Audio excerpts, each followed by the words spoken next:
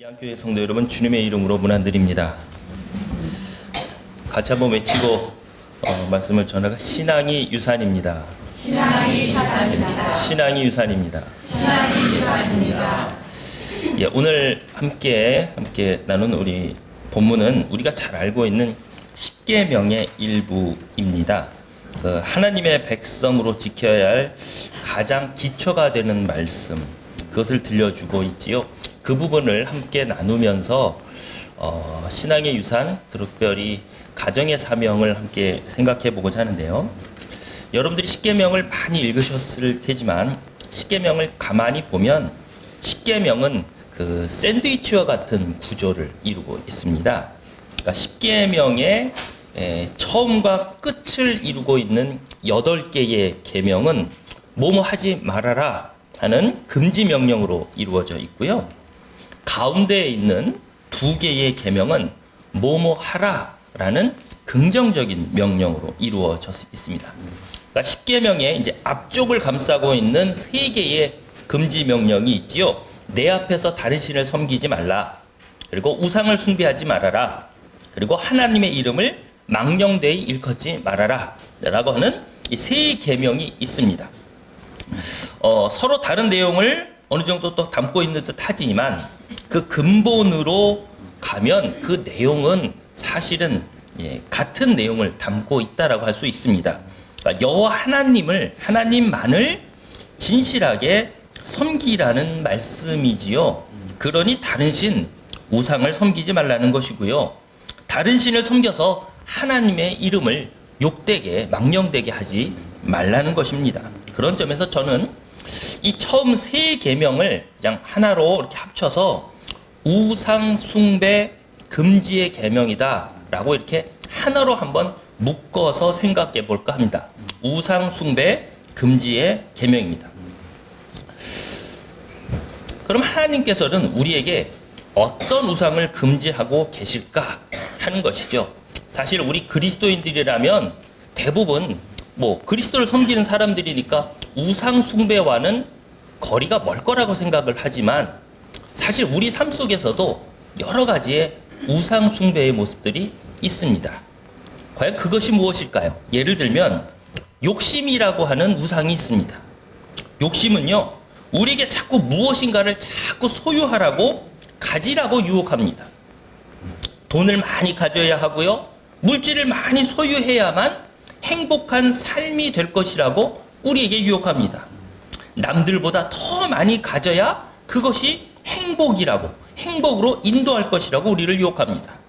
그런가 하면 또 경쟁과 권력이라고 하는 우상이 있습니다. 권력의 우상은요, 힘이 있어야만 살아갈 수 있다고 우리를 얘기합니다. 누군가를 제압할 수 있고 많은 이들이 우러러보는 높은 위치에 군림해야만 하고 또 그런 사람들의 부류와 어깨를 나란히 해야만 진정 성공한 사람, 그렇게 생각하게 만듭니다. 그러니 남들과 경쟁해야 하고 그 경쟁에서 어떻게든지 승리하는 사람만이 쓸만한 사람이라고 착각하게 만듭니다. 실패한 사람을 잘못된 사람으로 취급합니다. 또 우리에게는 거짓이라고 하는 우상이 있습니다. 이 험한 세상에서 행복하게 살아가려면 무조건 착하게 살면 안 된다고 가르칩니다. 때로는 적당히 거짓과 위선을 사용할 줄 알아야 한다고 가르칩니다. 아니, 거짓이나 위선 없이는 이 험한 세상에서 어떻게 살아갈 수 있겠느냐라고까지 이야기합니다. 그것이 현실적으로 우리에게, 그리스도인들에게조차도 필수 불가결한 인생의 처방전이라고 이야기하기도 합니다. 마지막으로 성의 우상, 섹스의 우상이 있습니다. 성은 인간을 순간적인 쾌락에 몰입하게 만듭니다. 사람의 내면보다는 자꾸 외모만을 바라보게 만들고요.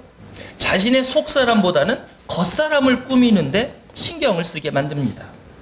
이런 것들이 우리 주변에서 우리를 괴롭히는 우상이 아닐까 생각합니다. 그런데 이러한 우상들이 사실은 인도하는 길이 우리는 잘못된 길이라는 것을 어느 정도는 잘 알고 있지만 그럼에도 불구하고 우리가 그 잘못된 길을 선택해서 가다 보면, 그리고 그 길에서 돌이키지 못하고 자꾸 끝까지 가려다 보니까 사람들은 그만 극단적인 모습을 치달을 수밖에, 극단적인 모습을 갖게 되고 넘어서지 말아야 할 어떤 경계를 넘어서게 됩니다.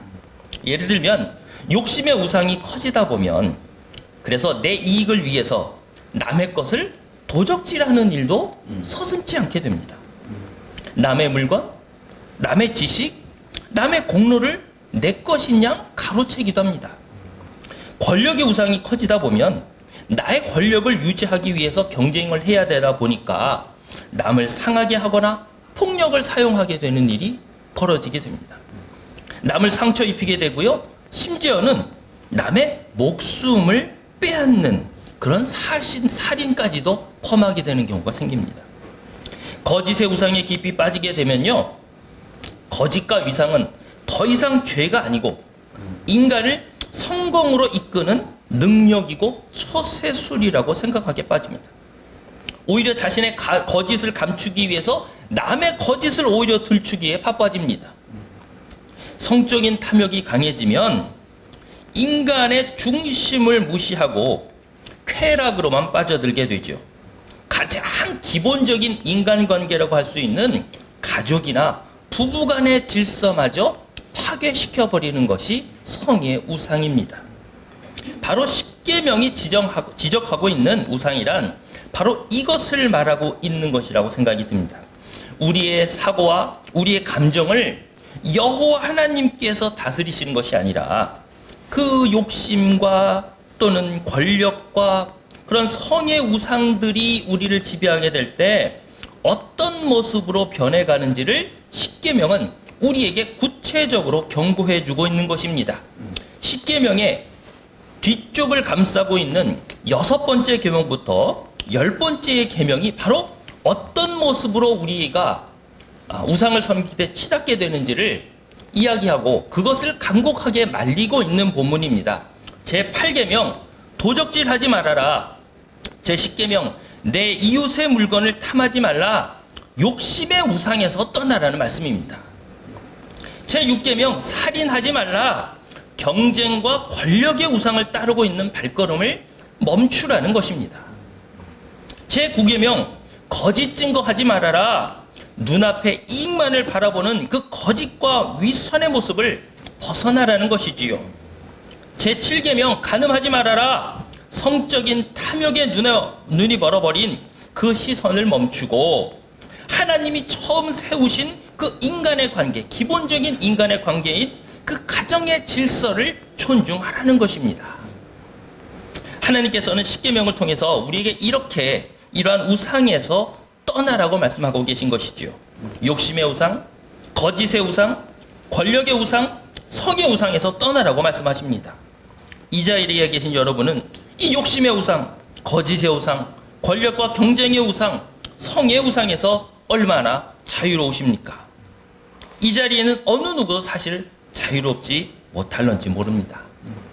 제게도 어린 딸이 하나 있습니다. 그 아이에게는 많은 것을 주고 싶고요. 그 아이가 남들보다 우수하게 자랐으면 좋겠고요. 이쁘고 아름답고 그리고 매력적인 여성으로 자랐으면 좋겠습니다.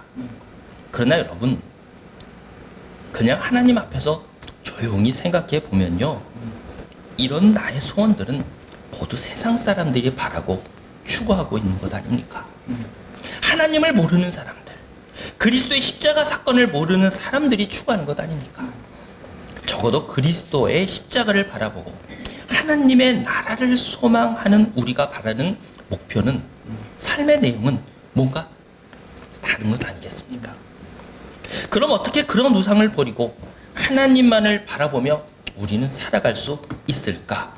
십계명의 중심에 해당하는 이 두 개의 계명이 우리에게 그 길을 가르쳐주고 있습니다. 서두에 말씀드렸지만 십계명의 겉을 둘러싸고 있는 8개의 계명이 하지 말라라는 계명이라면 안쪽에 있는 2개의 계명은 뭐뭐 하라는 긍정적인 계명입니다. 우상에서 벗어날 수 있는 구체적인 방법을 이야기하시죠. 4번째 계명은 안식일에 대한 계명입니다. 출애굽기 20장 8절 말씀을 보면 안식일을 기억하여 거룩하게 지키라고 얘기합니다. 안식일을 기억하라는 것입니다. 안식일은 무엇입니까? 말 그대로 안식, 쉼을 갖는 겁니다. 하던 일을 멈추라는 것입니다. 우리는 늘 어디로 가든지 그냥 어떤 방향이든지 잘 모르지만 어디로든지 열심히 정신없이 달려가고 있는 것 같습니다. 하나님께서는 그렇게 정신없이 달려가고 있는 우리의 발걸음을 잠시 멈추라는 것입니다. 잠시 쉬라는 것입니다. 일주일에 6일은 너 자신을 위해서 살았으니, 정신없이 달려갔으니 제 7일은 너 자신을 위한 삶에서 좀 벗어나라는 것입니다. 그리고 하나님을 기억하고 교회로 나와서 하나님을 한번 바라보라는 것입니다. 하나님 앞에 나와서 고개를 좀 숙여보라는 것입니다. 그러면 지금 내가 달려가고 있는 방향이 옳은 것인지 아닌지를 하나님께서 들려주시겠다는 것입니다. 여러분은 지금 어디로 달려가고 계십니까? 우리의 가정은 어디로 가고 있는 것입니까? 우리의 자녀는 어디를 향해서 그렇게 정신없이 달려가고 있는 겁니까? 왜 그렇게 쉬지도 못하고 쉴 시간도 없이 달려가고 있는 것일까요? 정신없이 달려가는 길을 잠시 멈추고 주님 앞에 나와서 쉬라고 하십니다. 일주일 동안 피곤한 그 심신을 하나님 앞에 내놓고 쉬게 하십시오. 그리고 쉬면서 하나님의 음성에 귀를 기울이십시오. 그러면 하나님께서 우리의 길의 방향을 설정해 주실 겁니다. 교회가 바로 그런 곳이기 때문입니다. 제5계명은 부모를 공경하라는 계명입니다. 5계명은 가정의 중요성을 일깨워주고 있는 것입니다. 부모와 자녀 간의 관계, 대화와 소통을 의미하는 것입니다. 이 5계명은 단순히 자녀들로 하여금 부모에게 무조건 순종하라는 것을 말하는 것이 아닙니다. 이 공경하라는 말의 히브리어는 무겁게 하다라는 뜻을 가지고 있습니다. 자녀들이 부모의 존재를, 우리 부모님의 말을 비중 있게 무겁게 대할 수 있는 분위기를 만들라는 것입니다. 이 자리에 함께한 부모님들, 자녀들이 다가와 이야기할 수 있는 그런 분위기를 만들어 가시기 바랍니다. 자녀들에게 일방적인 대답을 주려고 하거나 훈계하지 마시고요. 그들의 생각을 먼저 들어주시면 좋겠습니다. 같이 고민해 주시면 좋겠습니다. 자녀들은 자신의 문제를 해결할 누군가를 원하기보다는 자신의 고민을 들어주고 진심으로 같이 고민해 줄 사람을 바라기 때문입니다. 부모님들이 보시기에 자녀들의 고민이라고 하는 것이 좀 말도 안 되는 고민 같을지라도 그것이 자녀들에게는 상당히 중요한 고민이라는 것을 생각해 주시면 좋겠습니다. 그 고민을 존중해 주십시오. 그러면 자녀들도 여러분들의 이야기를 무겁게 존중할 겁니다. 그리고 기회가 되면 우리 부모님들이 젊은 시절에 겪었던 일과 고민들을 한번 들려주시면 좋을 것 같습니다. 그럼 아마 자녀들이 부모님들의 모습을 새롭게 발견하게 될 겁니다. 이렇게 가정에서 부모와 자녀 간의 대화가 오고 갈 수 있다면, 그리고 교회에서도 우리 사회에서 세대 간의 어떤 대화가 오고 갈 수 있을 것이라고 보여집니다.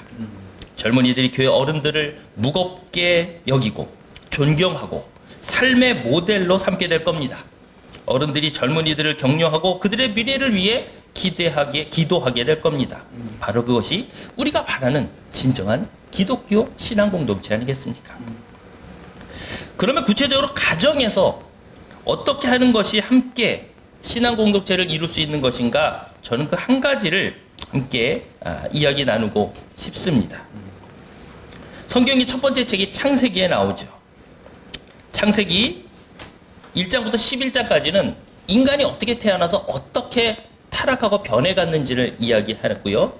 12장부터 하나님께서는 이런 비극적인 인간의 세계를 향해서 새로운 구원의 역사를 진행하시는데, 그 12장을 보면 그 구원의 역사의 시작에 바로 아브라함이라고 하는 한 족장, 다시 말해서 한 가족의 가장을 불러서 세우십니다.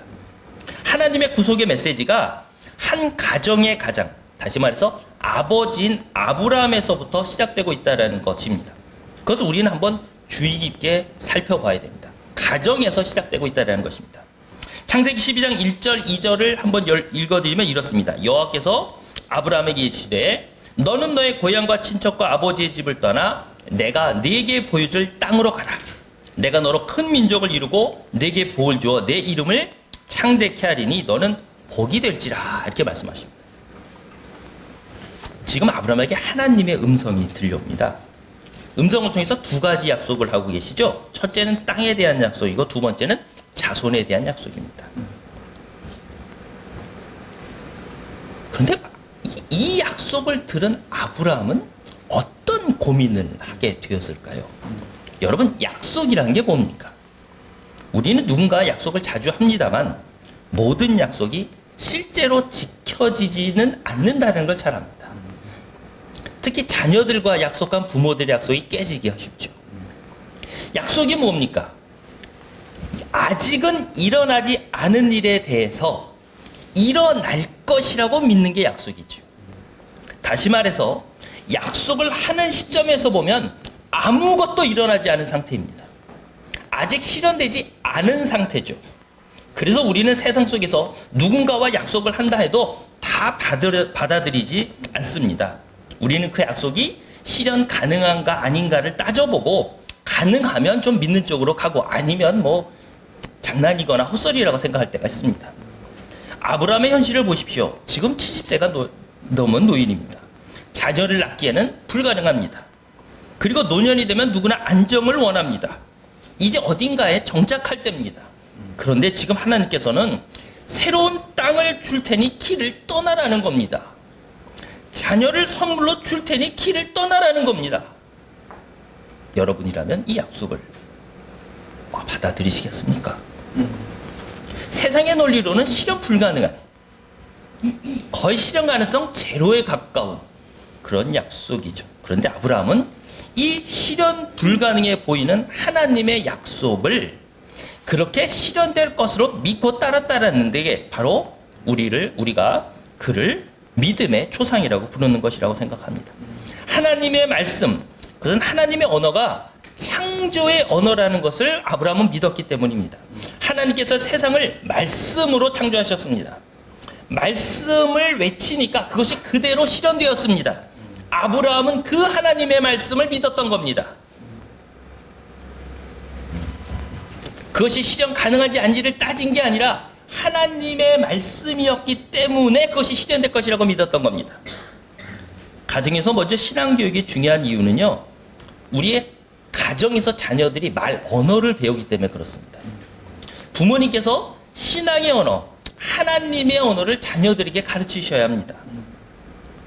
세상의 언어, 폭로의 언어, 내 멋대로의 언어, 막말의 언어, 이런 게 아니라 그대로 실현되는 하나님의 약속의 언어, 그것이 가르쳐져야 됩니다. 이 시간 부모님들께 먼저 부탁드립니다. 신앙교육을 위해서 신앙의 언어를 교육해 주세요. 성경 말씀을 많이 외워야 하고 교회 용어랑 교리 용어를 많이 알아야, 이거 아닙니다. 이거 아닙니다. 신앙인들은 하나님의 창조의 언어, 하나님의 그 약속의 언어에 순종할 수 있는 가족이 되어야 한다는 것입니다. 세상의 논리나 법칙에 순종하는 언어 말고 하나님의 그 약속의 언어, 지금은 실현 불가능해 보이는 것 같지만 실현될 가능성이 되게 약해 보이지만 그것이 하나님의 말씀이기에 순종할 수 있는 용기, 그것을 우리 가족은 회복해야 되지 않을까 생각합니다. 아브라함은 그 약속의 언어를 의지해서 모험의 길을 떠났던 겁니다. 이 자리에 계신 우리의 부모님 여러분, 우리 이양교회 성도 여러분, 하나님의 약속을 의지할 수 있는 가정이 되었으면 좋겠습니다. 제게 설교할 때 자주 쓰는 글이 하나 있는데요. 글을 한번 읽어드리고 말씀을 맺을까 합니다. 시인 안도현님의 그 연어라는 책에 나오는 얘기인데, 연어들이 이제 산란기가 돼서 알을 낳기 위해서 강물을 막 거슬러 올라갑니다. 그런데 강을 거슬러 오다가 이 연어들이 엄청나게 큰 폭포를 만나게 됩니다. 폭포를 오려고 하다가 실패해서 떨어져 죽는 연어들이 많이 생고하니까 회의가 열립니다. 이 폭포를 계속 거슬러 올라갈 거냐, 아니면 다시 어떻게 돌아서 조금 편한 길로 갈 거냐. 그때 한 은빛 연어라는 연어가 이렇게 이야기를 합니다. 한번 들어보시기 바랍니다. 연어들에게는 연어들의 길이 있다고 생각해. 인간들이 만들어 놓은 쉬운 길은 연어들을 위한 길이 아니야. 우리 연어들이 알을 낳는 게 중요하다는 것은 나도 알아. 하지만 알을 낳고 못 낳고가 아니라 얼마나 건강하고 좋은 알을 낳는가 하는 것도 중요하다고 생각해. 우리가 쉬운 길을 택하기 시작하면 우리의 새끼들도 쉬운 길로만 가려고 할 것이고 곧 거기에 익숙해지고 말 거야. 그러나 우리가 폭포를 뛰어넘는다면 그 뛰어넘는 순간의 고통과 환희를 훗날 알을 깨고 나올 우리 새끼들에게도 고스란히 넘겨주게 되지 않을까? 우리들이 지금 여기서 보내고 있는 이 한순간 한순간이 먼 훗날 우리 새끼들의 뼈와 살이 되고 옹골진 삶이 되는 것 아닐까? 우리가 쉬운 길 대신에 폭포라는 어려운 길을 선택해야 하는 이유는 이것뿐이야. 저는 여기에 나눈 연어라는 말 대신에 그리스도인을 넣어서 다시 한번 읽어볼까 합니다. 그리스도인들에게는 그리스도인들의 길이 있다고 생각합니다. 세상 사람들이 만들어 놓은 길은 그리스도인들을 위한 길이 아닙니다. 우리 그리스도인들이 자녀를 교육하는 게 중요하다는 것은 우리 모두 다 압니다. 하지만 자녀를 교육하고 못하고가 아니라 얼마나 건강한 믿음의 자녀로 교육하는가 하는 것이 저는 더 중요하다고 생각합니다. 우리가 쉬운 길, 세상의 길을 택하기 시작하면 우리의 자녀들도 쉬운 길, 세상의 길로만 가려고 할 것이고 곧 거기에 익숙해지고 말 겁니다. 그러나 우리가 이 폭포를 뛰어넘는다면 그 뛰어넘는 순간의 고통과 환희를 훗날 우리 뒤를 이을 자녀들에게도 고스란히 넘겨주게 되지 않겠습니까? 우리들이 지금 여기서 보내고 있는 한순간 한순간이 먼 훗날 우리 자녀들의 뼈와 살이 되고 옹골진 삶이 되는 것 아니겠습니까? 우리가 쉬운 길, 세상의 길 대신에 폭포라는 어려운 길을 선택해야 하는 이유가 바로 이것 때문입니다. 신앙의 가치를 간직하며 살아가는 그리스도인 여러분, 신앙을 유산으로 자녀에게 물려주길 원하는 기독교 가정의 부모님 여러분, 우리 앞에 커다란 폭포가 놓여 있습니다. 세상 사람들이 모두 가는 그 쉬운 길을 가시겠습니까? 힘들지만 정말 힘들지만 바른 길, 믿음의 길, 본질의 길을 가야 하지 않겠습니까? 믿음의 삶을 선택해야 하지 않겠습니까? 우리의 교회가 우리의 사회를 이끌어갈 믿음직한 자녀들을 이끌어내야 되지 않겠습니까?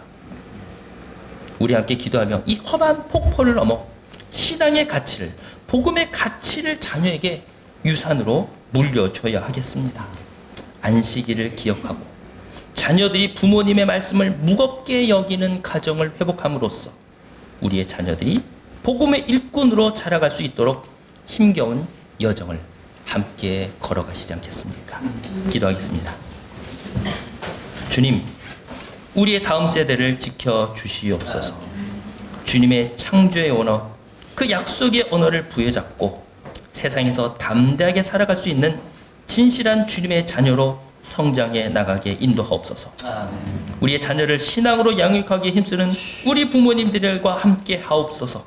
먼저 부모님들이 세상의 논리보다는 하나님의 뜻과 법을 순종할 수 있는 용기를 주시고 힘들지만 바른 길을 걸으며 삶의 본이 되게 하옵소서. 우리 이안교회의 다음 세대가 우리 선생님들과 부모님들의 본을 받아 굳건한 신앙의 기둥으로 성장하게 하옵소서. 예수 그리스도의 이름으로 기도하옵나이다. 아멘.